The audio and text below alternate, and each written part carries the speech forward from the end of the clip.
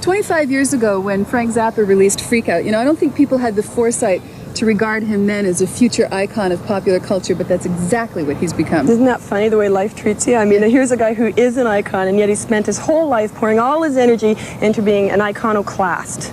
I like Frank. I mean, musically, lyrically, he should run for president. And, I mean, seriously, he should. Yeah, I know. He'd probably win. Well, I'd vote for him. Not a question. And when it comes to business, Frank's no slouch either. From the man who named his children Moon Unit, Dweezil, I couldn't remember. And Dweezil Diva. and Diva. Well, they're weird names. They are very weird. Because the latest in showbiz savvy, Frank Zappa is bootlegging his own bootleg music. Now, there's an angle. It's an angle. Yes, and the real reason we're here today, Frank Zappa beat the boots. I remember reading here the only real answer to bootlegging is to use tactical nuclear weapons, but short of that, bootlegging the boots is the only humane solution. Yeah, you try and be nice about these things, but... Okay, what's the story behind it? You just finally reached the limit in patience in terms of what was happening? No, I finally just figured out a way to go about dealing with the problem. It just seemed that with Rhino's cooperation, that it would be possible to put this package together and take their stuff and steal it back from them and sell it cheaper. See, I hate bootlegs, but there are people who love them and who collect them and who are bootleg mavens. And we went to a bootleg maven and said, if you're going to put out something like that, what would be the best that you could stick in the box? And this was the Maven's personal selection. I have never even listened to this album. I've got nothing to do with this album except saying, let's do it. You said rock and roll was only for people who were cute at one point. Do you think rock and roll is still for people who are simply cute? It's more for people who are cute now than it ever was before, because it's virtually impossible to get a record contract if you look, you know, anywhere between normal and ugly. You may play great and sing great, but if you're not cute, you can't get a contract now because it's the world of videos. It's easier to get a contract now if you can't sing and you can't play, but you look good, because they can always hire somebody to sing your song for you. You've seen that happening over and over and over again. Every hit that you hear on the record, on the radio, who's really singing it? Who's doing it?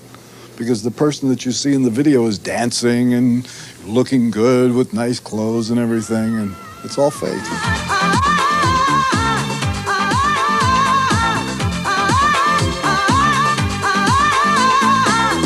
One of the things I do in my daily news bath, which has been stunted today because this is prime news time for me, but I'm doing this interview instead of watching the news. But usually I watch the Christian Science Monitor News, which has stories that nobody else runs. It's a really very good news program.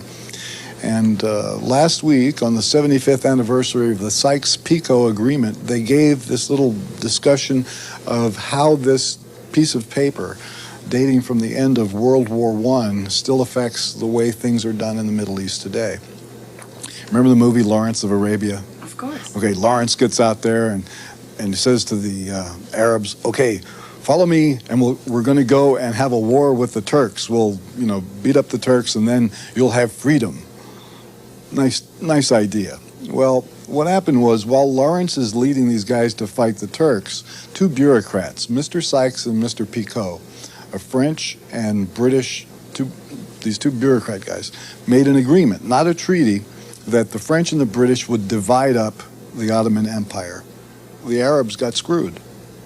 And even though the Sykes-Picot Agreement is not something that people in the United States think about very often, the people in the Middle East think about it a lot, because they can trace the source of all of their anger toward the West back to the day that these two guys got together and just said, okay, we're now going to slice up this territory. Oh, here, you want to see some facts? Can you hand me that little book there? This one here? Yeah.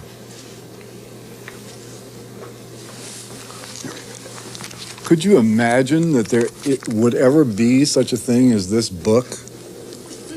Do you have any idea what's in this book? U.S. Cavalry, world's finest military and adventure equipment. Ah, that's it. Killing is such an adventure. Look at this costume here. Just the mind boggles. Let's get dressed. We're going out tonight, dear. And when we arrive, what an entrance. I try to get young people to vote. And I would say that I registered 11,000 of them during the tour in 1988, and I've spoken about it, and I've put notices about it on albums and stuff like that, but I couldn't, in all honesty, claim that I've had a major positive result in raising any kind of political consciousness in this country, because people who buy rock and roll records want to party, and they don't want to think about boring stuff. There's no question about it. Hell in a handbasket. Frank, you've given up hope. The Sykes-Picot arrangement, whatever it was. Oh, come on. It's really depressing. If you stop and think about trying to get people to pay attention to what the government is doing or actually taking some personal involvement in it, it's hopeless, because even if you got them to register, they don't know enough about what's going on to make a decision after they've registered. So maybe it's for the best if they don't register. So how do they become more informed? I mean, they become a news addict like you? And Well, that news is so skewed anyway. Well, I'm watching the same skewed news that's available to everybody else. I don't have any kind of secret information that comes filtering into my house. But what I've learned to do over the years is subtract the spin.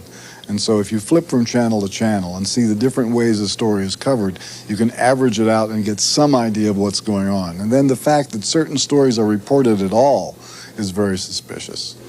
And you learn to spot these, why are they talking about this now? Will you ever tour again? I hope not. I mean, I'm 50 years old. I like to sit in a chair and just thumb through my U.S. cavalry, think of the adventures that I could have had if I had had enough money to buy these knives. You're giving that thing more promo than beat the boots. If you really want to beat the boots, use one of these.